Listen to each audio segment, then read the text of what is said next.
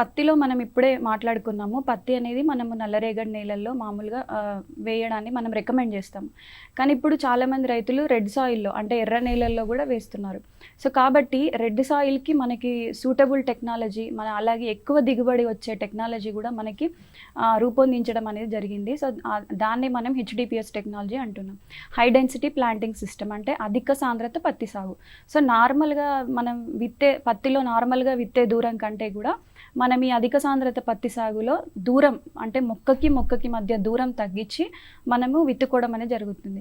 So, తద్వారా మనకి normal పత్తితో పోలిస్తే ఈ అధిక సాంద్రత పత్తి సాగులో 3 రెట్లు ఎక్కువ మొక్కలు రావడం అనేది జరుగుతుంది. సో, ఎక్కువ మొక్కలు ఉంటే మనకు అధిక దిగుబడి రావడానికి అవకాశం ఉంటుంది.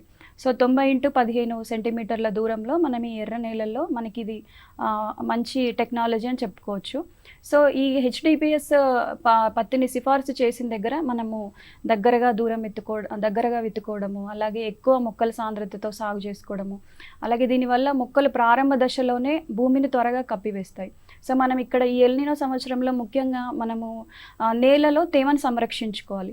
సో, ఇక్కడ ఎక్కువ మనకి క్యానోపీ వస్తుంది కాబట్టి భూమిని మంచిగా కప్పివేసి తేమను కూడా సంరక్షించుకోవడానికి యూజ్‌ఫుల్‌గా ఉంటుంది.